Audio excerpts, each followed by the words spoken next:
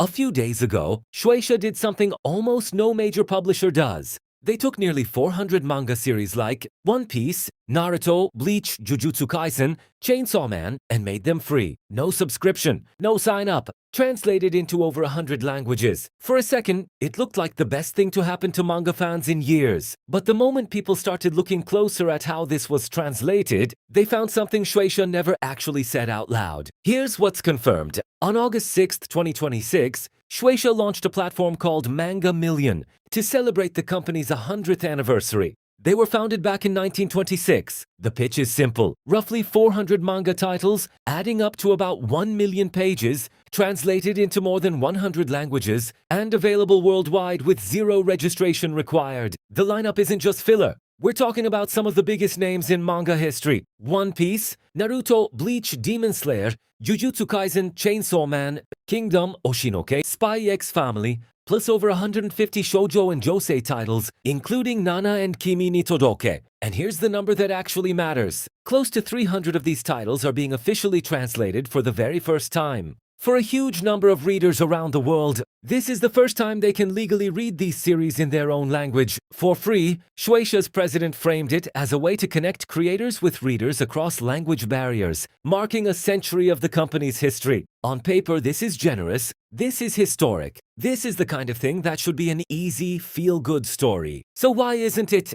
Translating 1 million pages into 100 languages is an enormous job. Realistically, no publisher does that with human translators alone in a few months. Not at this scale. So when Anime News Network asked Shueisha directly, was AI translation used anywhere in this project? Shueisha's answer was clear. No, every translation was done by professional human translators. That's a strong claim. And it's the kind of claim people immediately started checking. That's when outlets tracking the platform, including Behind the Manga, noticed something. Several titles on Manga Million were credited to translation companies that are publicly known for offering AI and machine translation services as part of their normal business. Names like EC Innovations and Flito Japan. To be clear, that doesn't automatically prove AI was used on those specific manga pages. These companies also do traditional human translation work.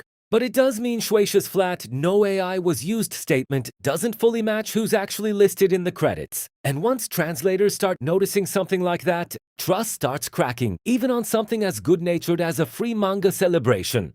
Here's the second thing nobody's talking about enough: what limited time actually means. Officially, reporting out of Japan suggests Manga Million is scheduled to run through the end of December 2027. That sounds concrete, but Shueisha themselves told Anime News Network something different, that they haven't actually locked in a timeline for when free access ends. So depending on who you ask, this is either a year-and-a-half-long event or an open-ended one that could close far sooner. Then there's this. The editor-in-chief of Manga Plus, who initiated the whole project, has already said in an interview that they're exploring ways for readers to keep accessing titles after the free period, including potentially a subscription model. Read that again. The free celebration might be the on-ramp to a paid product. And one more detail that barely gets mentioned: this worldwide platform isn't actually available to everyone worldwide. Access from inside Japan is limited to select content only. The country where these stories were born has less access to this celebration than almost anywhere else. Free, except the timeline's unclear. Except a subscription might follow. Except Japan barely gets to participate. None of that makes Manga Million a scam. But it does mean the story is a lot more complicated than publisher gives away manga for anniversary.